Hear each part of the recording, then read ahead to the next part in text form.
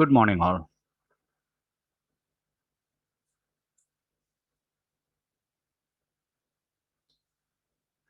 We will discuss the remaining part of potential energy. The previous session, we have discussed what is potential energy and we have obtained potential energy in the case of a uniform force and the potential energy of central force. Gravitation force is taken for the uniform force and inverse square law force is taken as the central force. Now here we are going to obtain the potential energy of the spring force.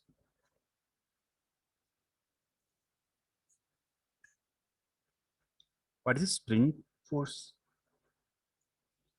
We know that it is a linear restoring force.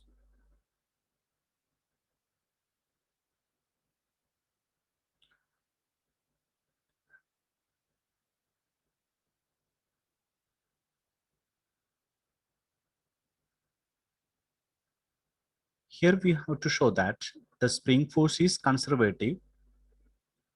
For that, here we consider a spring of equilibrium length R0 with one end attached to the origin. It is shown in the figure.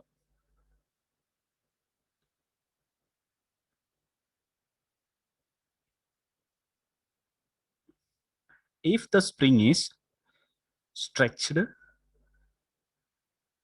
to a length R along the direction R cap,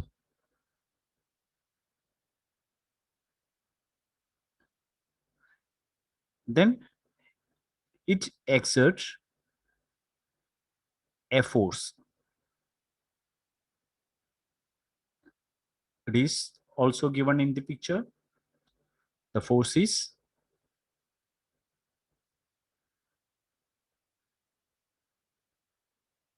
force F of R, that is equal to minus K into R minus R0 R cap.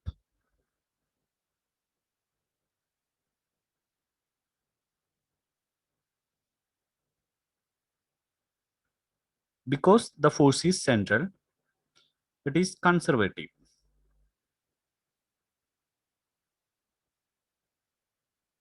Okay.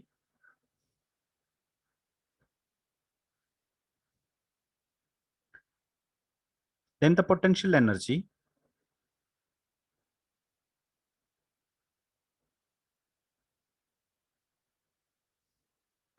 that is equal to potential energy U of R minus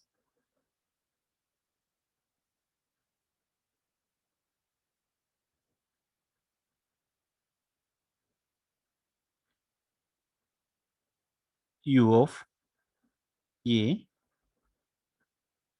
that is equal to minus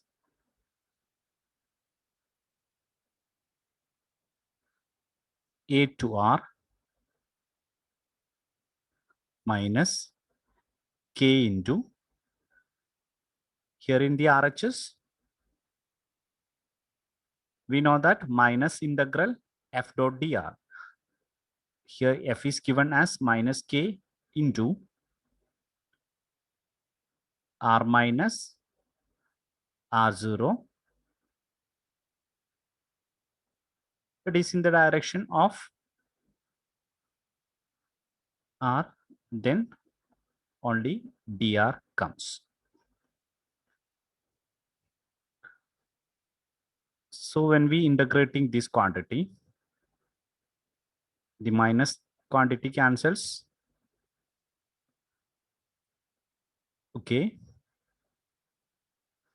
Then the integral of this quantity must be equal to here k outside, then r minus r0 whole square divided by 2. It is in the limit a to r.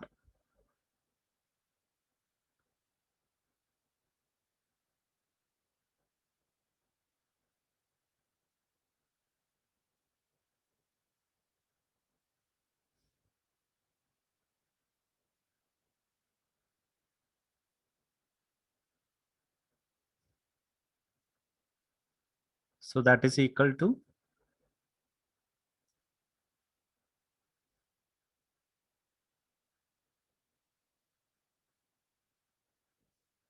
1 by 2 k into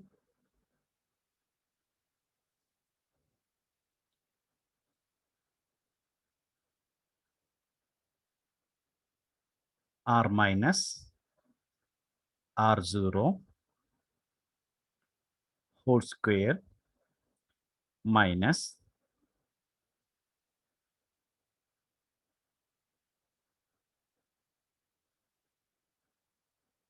ra minus r0 whole square.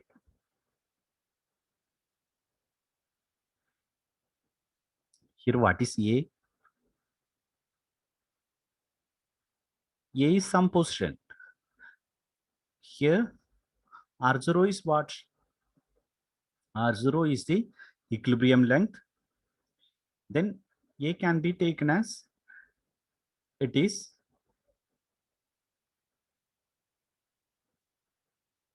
a point other than equilibrium point. From that point to a point R, the spring moves. In that case, we find the potential energy. Okay.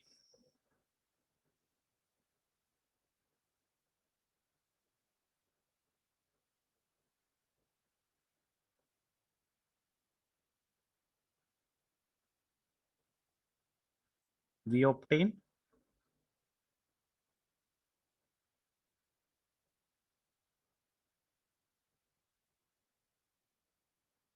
U of R minus U of A is equal to 1 by 2 K into R minus R0 whole square minus Ra minus R0 whole square. Here Ra, it is the initial point, R0 is the equilibrium point. Okay. Then if we separating these two, we can write 1 by 2 K into R minus R0 whole square minus 1 by 2 K into Ra minus R0 whole square.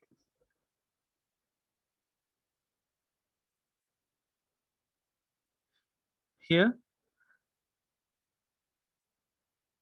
when we look at this quantity, the second term 1 by 2 K Ra minus R0 whole square. Ra is constant, R0 is constant, K is constant.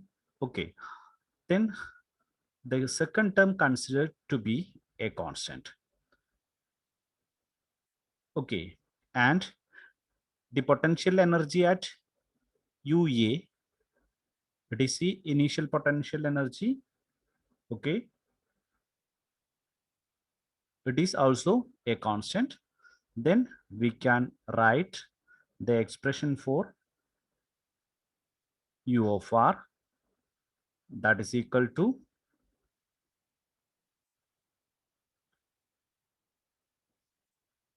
that is equal to 1 by 2 K into R minus R0 whole square plus some constant C. Okay. C is some constant. So conventionally, we choose the potential energy to be 0 at equilibrium. Okay.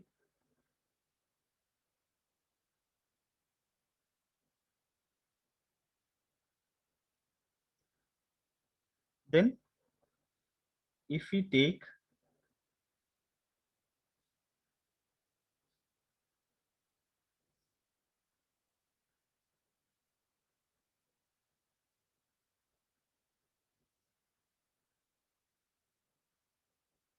U of R0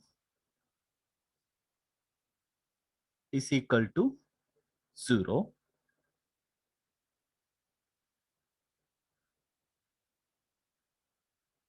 we consider that at the equilibrium, the potential energy is to be 0.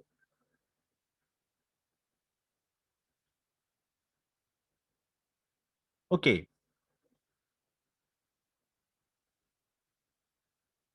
Then if we take the initial point, as R0, that is the A distance A is equal to the equilibrium point, then here only that constant comes. Okay, look at the expression once more. Here, that expression, it is U of R minus U of A. Okay, here what we choose, if the initial point is taken as R0, and we also taken U of R0 is equal to 0. Okay, if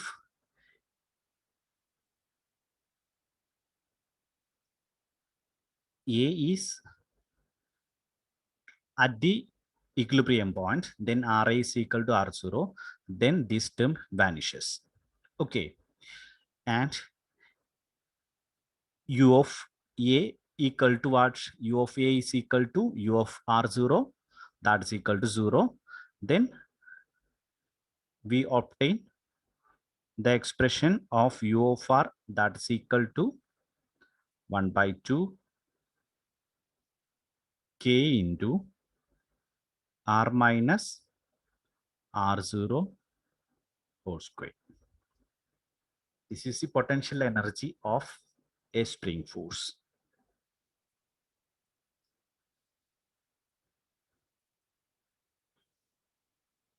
Okay.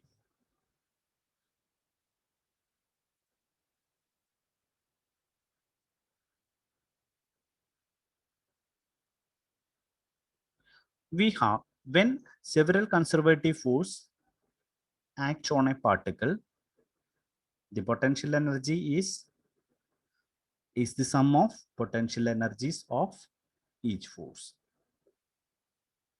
That says, if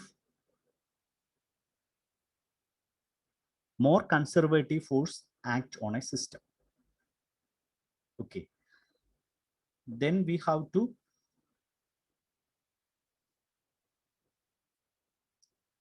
find out the potential energy for each conservative force,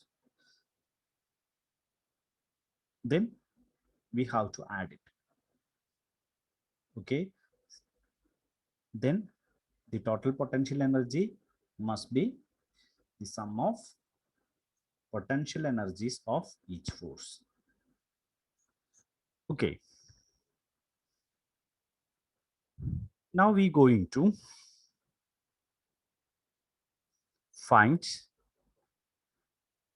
the relation between potential energy and force.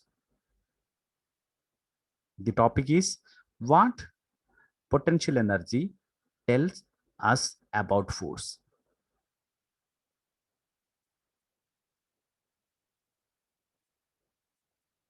Here, in defining potential energy, we have written that what was the expression? The expression was U of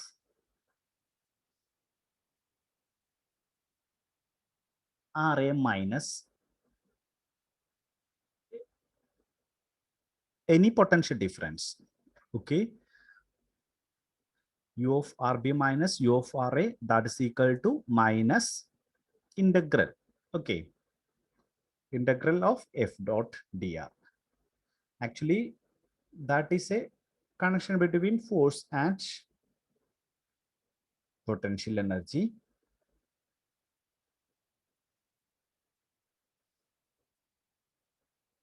And here, in that case, the force is not. Then we find out the potential energy.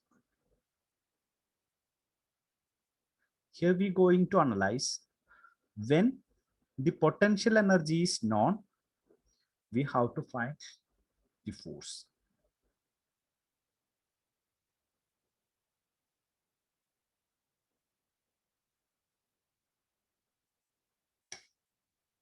In many physical problems, it is easier to find potential energy than to calculate force. When we are analyzing some systems, we can simply obtain its potential energy than obtaining the force. The procedure for finding the force from the potential energy turns out to be straightforward, as we shall show in the section for one-dimensional system. Here we obtain a relation to find the force from the potential energy in the one-dimensional case. Suppose that we have a one-dimensional system, such as a mass on a spring, where the force is f of x and the potential energy is, what is the potential energy in the case of a spring?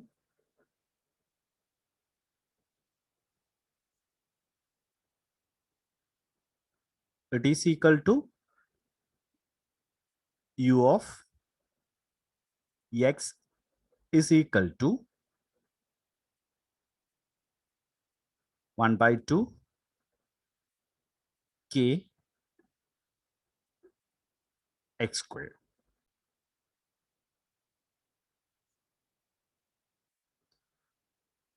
The potential energy is obtained in such case is 1 by 2 k x squared. Okay, but here our aim is to find the relation from the previous one. Okay, in that case, we write UB minus UA. It is a general one. It is equal to minus integral XA to XB f of x dx. Okay.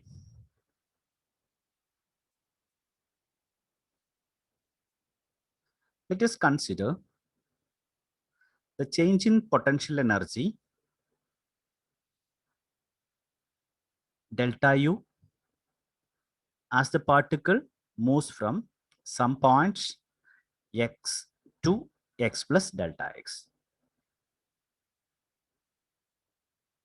Okay. The potential energy change is delta U when the particle move from some point x to x plus delta x. At the point x, the potential energy must be equal to U of x. At the point x plus delta x, potential energy must be equal to U of x plus delta x. The change in this quantity is given by delta U, isn't it? Okay. Then here we write, here UB is the final point. Here UB is the potential energy in the final point. It is in the initial point. Here we take U of x plus delta x.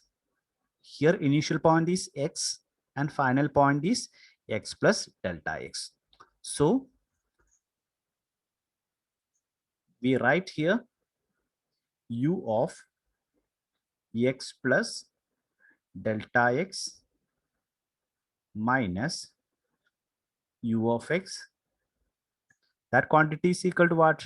It is equal to delta U. It is given as the change.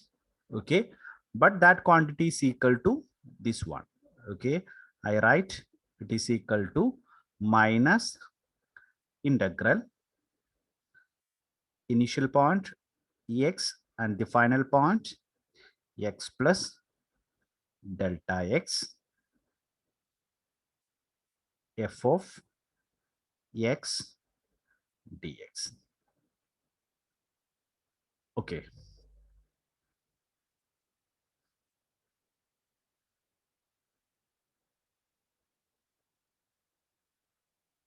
For delta x sufficiently small, if delta x is very small, f of x can be considered as constant over the range of integration. Okay. In the integral, just look at here. Here we write in the integral, look at here, integral x plus integral x to x plus delta x f of x dx. The integration is carried over between x and x plus delta x. Okay. If it is in a path, if this is x and a small distance, okay, this is delta x, then this point must be equal to what? This point must be equal to x plus delta x. If delta x is very small, okay, if it is very small, we can consider f of x is constant. There is no drastic change occur in force.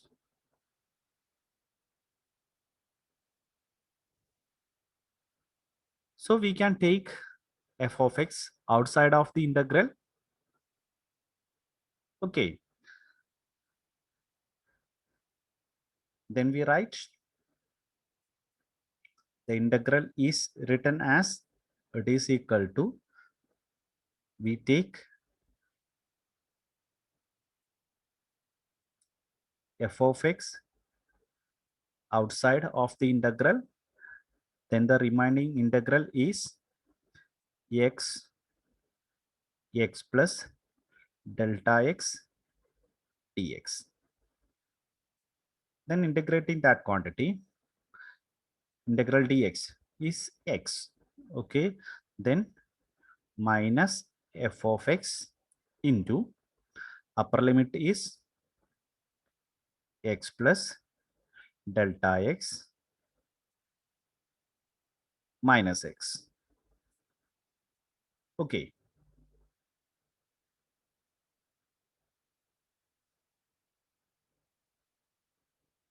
Then that is equal to, here x and x cancels, then it is equal to minus f of x delta x. This side is equal to what? It can be represented as delta u. Okay, from this expression, we can write what is f of x. What is f of x? F of x can be written as f of x is equal to minus of delta u divided by delta x. Okay.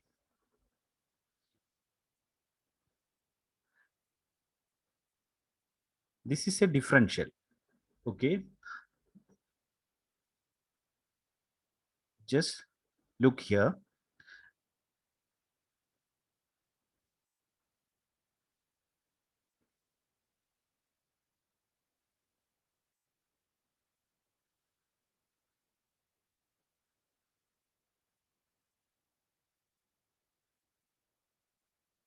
Here it is similar to delta y by delta x.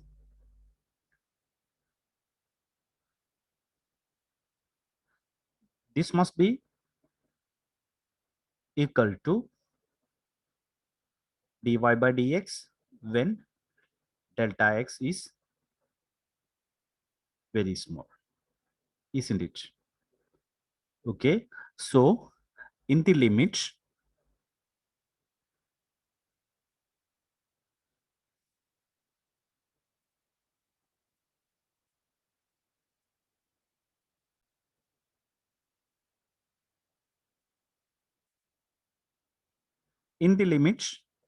delta x turns to 0, we have f of x is equal to minus du divided by dx. Okay, f of x is equal to minus du by dx, or the force is minus derivative of potential energy.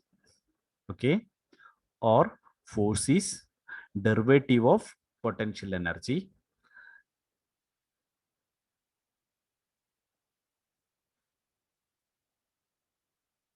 In the previous session, we have taken potential energy is integral of force. Okay, we know that integration and differentiation are opposite process. Then force is derivative of potential. Then potential must be integral of force. Okay, so this is reasonable. The result is reasonable. because the potential energy is negative integral of force. So it follows that the force is negative derivative of potential energy. So this is a one-dimensional case.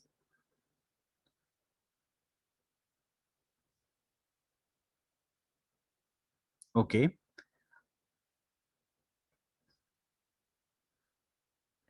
If the force is acting in x direction, f of x is given as du divided by dx.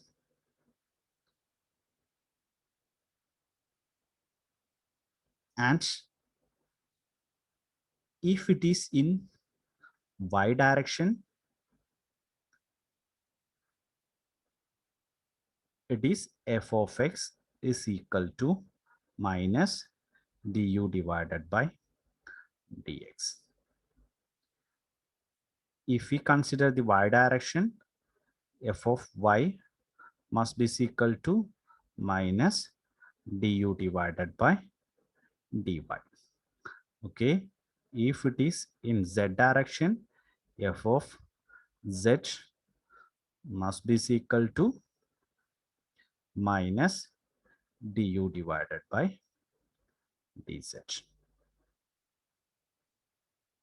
If we consider the general case, f is equal to fxi plus fyj plus fzk. It is the general force. Then in that case, what we have to do? If we multiplying, this is the x component, then this is also x component, this is y component, this is z component. Okay, so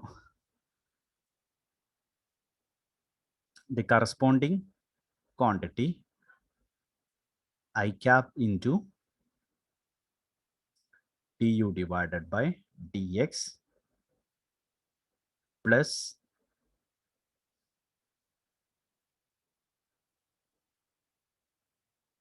here there is a minus sign for du by dx, then minus j du by dy plus minus k du by dz. Okay, this quantity in mathematics, I take a minus outside, then I into d by dx plus j into d by dy plus k into d by dz, that into u. The bracketed quantity is written as a new symbol, that is del, then minus del u. Okay, here in the 3-dimension, f force is equal to minus del u. This is the 3-dimensional case. This symbol also known as, it is read as f is equal to negative gradient of u. This del is gradient. Okay, if it is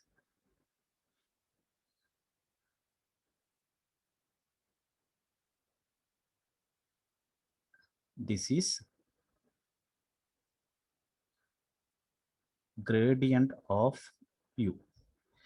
If it is like this, del dot any quantity. Okay, Here it is a vector.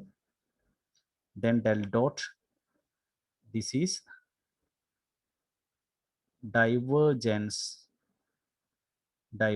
of A. And if it is cross, it is a dot product, it is a cross product, then it is read as curl of A. Here del u, gradient of u, here it is a scalar. This u is a scalar, A is a vector, here A is a vector. Then del u, gradient of u, del dot A, divergence of A, del cross A, curl of A.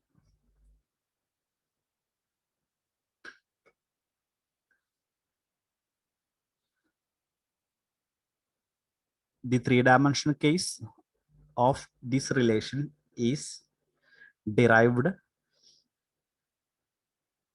in the Kleppner's textbook in the note of this chapter. Okay, so just read it for your reference. Then okay, thank you.